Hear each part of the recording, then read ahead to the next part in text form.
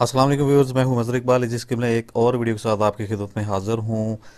आप जानते हैं कि जदीद दौर में इलेक्ट्रॉनिक डिवाइसेस में, इलेक्ट्रॉनिक इक्विपमेंट्स में काफ़ी तरक्की हो चुकी है। इसी तरह डिस्प्ले डिवाइसेस में भी काफ़ी नई नई चीज़ें आ चुकी हैं, जिस तरह एलसीडी, एलईडी वगैरह। लेकिन चूंकि बहुत सी पुरानी डिवाइसेस, जैसे कि ये एक टेलीविज़न ऑर्डिनरी हमारे पास पड़ा है, इस तरह की काफ़ी सारी चीज़ें, बहुत सी पुरानी चीज़ें हम इस्तेमाल अभी तक कर रहे हैं, तो जाहिर सी बात है उनमें फ़ाल्ट आता है तो उनको रिपेयर भी करना पड़ता है। तो आज हमारे पास एक सीआरटी टेलीविज़न है, जिसमें ये एक हॉरिजेंटल लाइन आप देख रहे हैं, इसको हमने आज ट्रेस करके रिपेयर करना है। तो इस हॉरिजेंटल लाइन का मतलब ये है कि हॉरिजेंटली हमारी पिक्चर आ रही है, जबकि वर्टिकली गायब है, वर्टिकल नहीं खुल रहा है इसका। एक वर्टिकल लाइन भी इसमें आ जाती है, जिसका मतलब ये होता है कि डिस्प्ले जो हमारा वो वर्टिकली तो आ रहा है और हॉरिजेंटल जो है उसका वो नहीं खुल रहा। तो इसको आज हमने ट्रेस करके रिपेयर करेंगे। तो ये असल में पिक्चर के फ्रेम्स होते हैं जो कि नहीं खुल रहे और पिक्चर सिकुड़ के एक लाइन में आ चुकी है। तो अब हम देखेंगे कि ये लाइन किस तरह ख़त्म होगी। तो टेलीविज़न में कौन सी स्टेज है, इसकी वर्टिकल स्टेज में कौन सा कंपोनेंट है जो कि फॉल्टेड है, जिसमें फॉल्ट आ चुका है। तो टेलीविज़न की वर्टिकल स्टेज में एक आईसी लगा होता है जो कि इसके फ्रेम्स को खोल के पिक्चर को पंपिंग करके मुकम्मल कर देता है। तो मे बी उस आईसी में कोई फॉल्ट हो, या फिर उसमें आईसी को सप्लाई ना प्रॉपर तरीके से मिल रही हो, या फिर उसका कैपेसिटर ख़राब हो, या फिर पिक्चर ट्यूब पे लगी हुई ये कॉइल, जो कॉइल जिसे बोलते हैं, उसको करंट ना मिल रहा हो, जिसकी वजह से ये फ्रेम नहीं बन रहा और डिस्प्ले पूरा नहीं आ रहा, एक लाइन आ रही है। तो ये वीडियो में ज़रा फैली हुई नज़र आ रही है। ये है असल में बारीक सी एक लाइन है। इसको अगर गौर से देखें तो ये एक बारीक सी लाइन इसके अंदर आ रही है। तो सबसे पहले इसे अब खोलते हैं, इसका बैक कवर उतारते हैं और देखते हैं कि इसमें किस तरह का ये फॉल्ट किस चीज़ में, और इसे किस तरह हमने ठीक करना है। तो खोलने से पहले मैं एक चीज़ आपसे शेयर करना ज़रूरी समझता हूँ कि बिजली के काम में चूँकि प्रोटेक्शंस की काफ़ी ज़्यादा वो ज़रूरत होती है, हमें इसको मद्देनज़र रखना होता है। तो मेरी पहली वीडियो सेफ्टी रूल्स के बारे में है, उसे भी आप देख सकते हैं। इसके अलावा आपने अगर प्रोफेशनल नहीं है तो आपने करंट लगा के टेलीविज़न की किसी भी स्टेज पे, किसी भी किट पे, किसी भी जगह पे आपने बिला वजह टच नहीं करना। तो ये आपको जहन में रखना होगा। जो लोग प्रोफेशनल हैं उनको तो पता है किस जगह कितने वोल्टेज होते हैं और हम इसको टच कर सकते हैं या किस तरह इसको छूना है हमें। तो आपने बिला वजह कहीं भी टच नहीं करना। जहां आपको नहीं पता कि ये वोल्टेज कितने हो सकते हैं यहाँ पे स्टेट टेलीविज़न में, तो आप उस जगह पे बिल्कुल हाथ नहीं लगाएंगे। तो इसको खोलने के बाद मैं आपको बताता हूँ कि इसका क्या फॉल्ट है। जी, तो इसका बैक कवर हमने उतार लिया। उस पर चार पांच ही पेच लगे होते हैं। तो इसकी ये पोर्ट्स हमने उतार लेनी है। ये होगी पावर सप्लाई वाली, ये इसके सेंसर वाली है, और एक ये उतारी हुई है इसकी, इसके पैनल, जो फ्रंट पैनल है बटन वाला वो, और ये इसकी जो है डिगासिंग कॉइल की, ये उतार लिया हमने और किट को बाहर निकाल लिया। ये स्पीकर्स वगैरह जो हैं, स्पीकर्स वगैरह की ये भी अलहदा कर लेनी है, ये पोर्ट्स अलहदा कर लेनी है। और याद रखना है कि ये कौन सी पोर्ट आपने उतारते वक्त की कौन सी पोर्ट कहाँ से उतारी है। उसके बाद किट को हमने बाहर निकाल के थोड़ा सा सीधा कर लेना है। इसके अंदर हम एक प्लेट देख रहे हैं, ये हीट सिंक वाली, ये जो हीट सिंक लगा हुआ है, इसके ऊपर दो चीज़ें लगी हुई हैं। हीट सिंक के ऊपर आप ये देख रहे हैं कि ये एक मॉसफेट लगा हुआ है इसका सप्लाई का, और उसके साथ एक ये आईसी लगा हुआ है।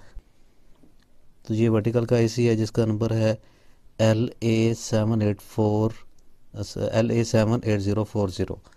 यानी LA78040, ये इसका नंबर है।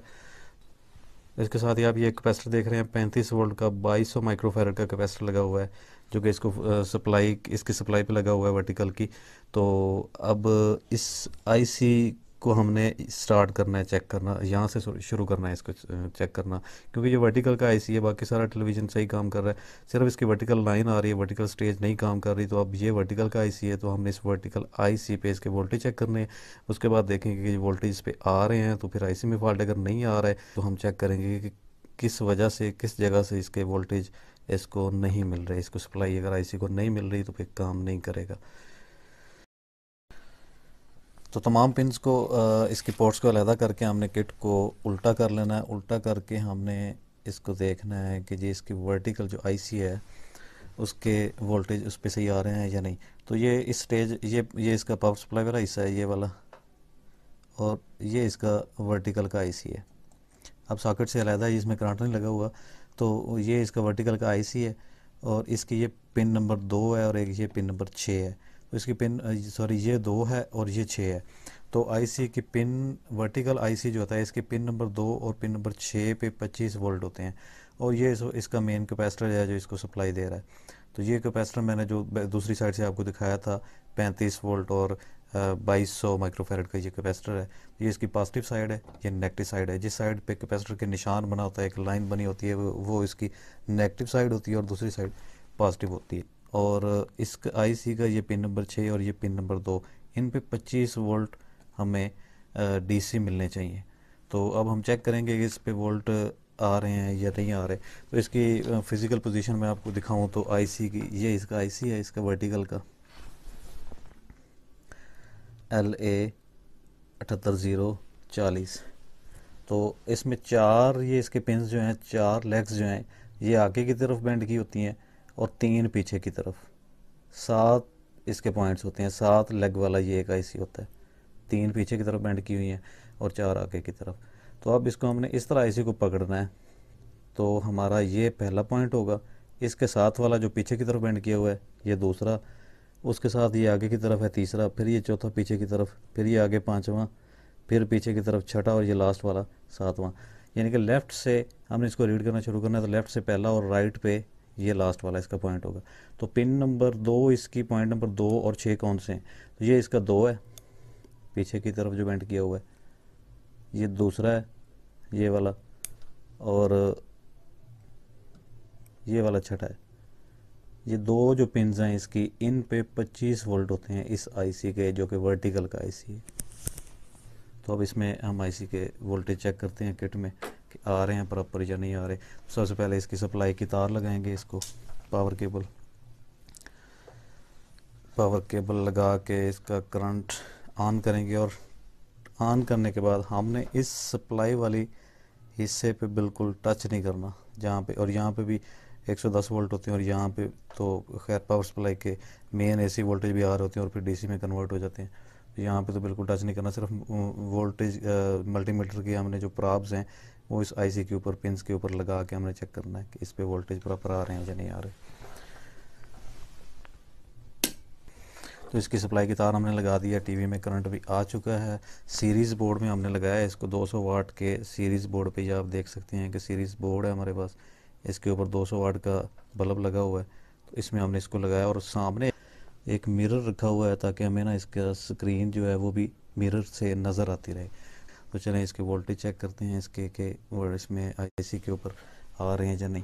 तो इसके लिए आपको मल्टीमीटर को डीसी वोल्टेज वाली रेंज पे यहाँ पे रख लेना है, 50 वोल्ट वाली रेंज पे।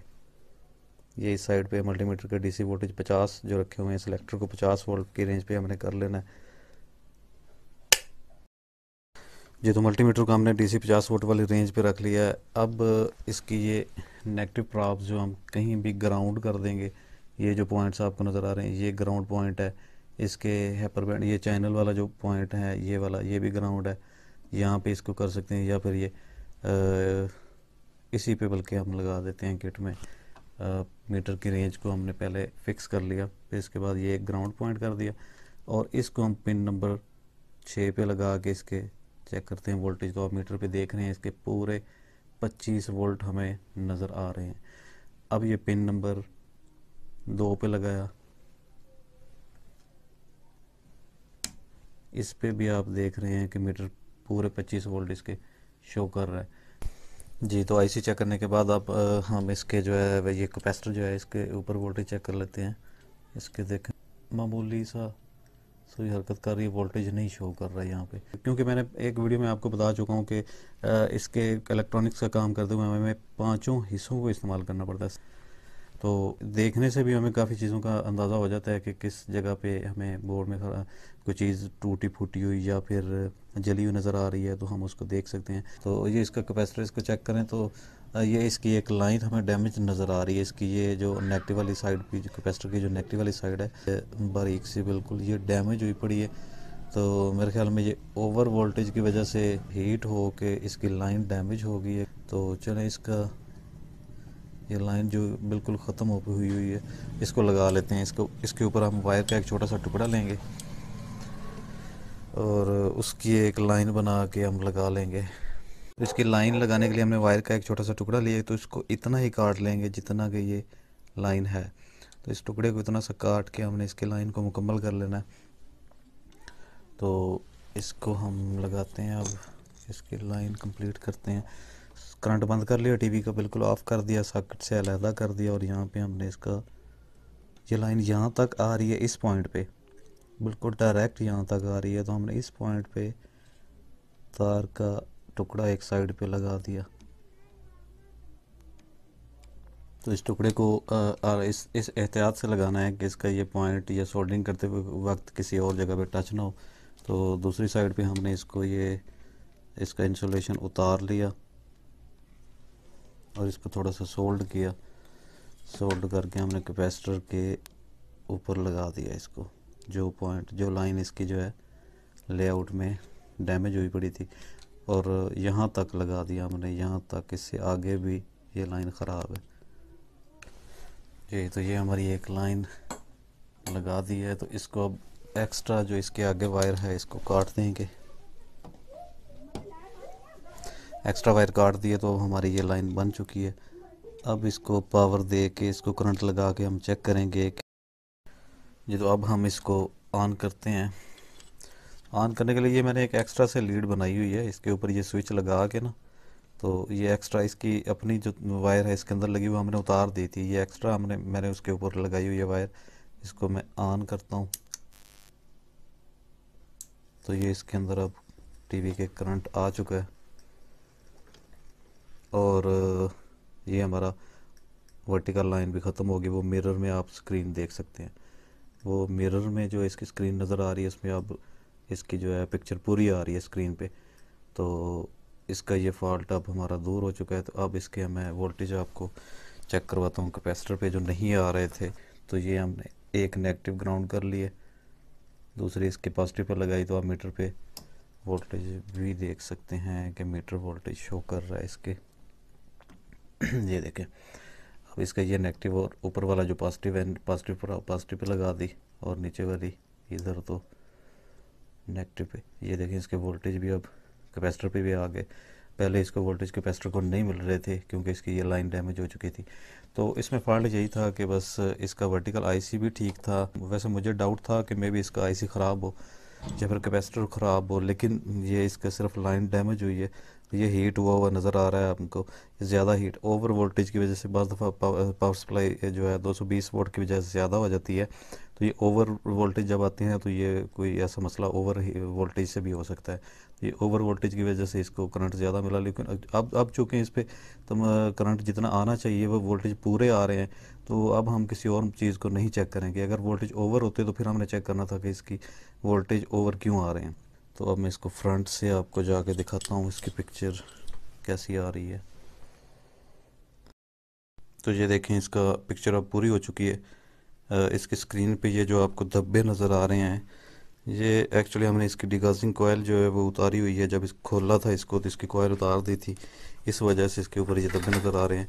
वो ये वाली कोयल है, मैं आपको बता दूं, ये वाली डिगाजिंग कोयल जो पिक्चर ट्यूब के ऊपर लगी हुई होती है।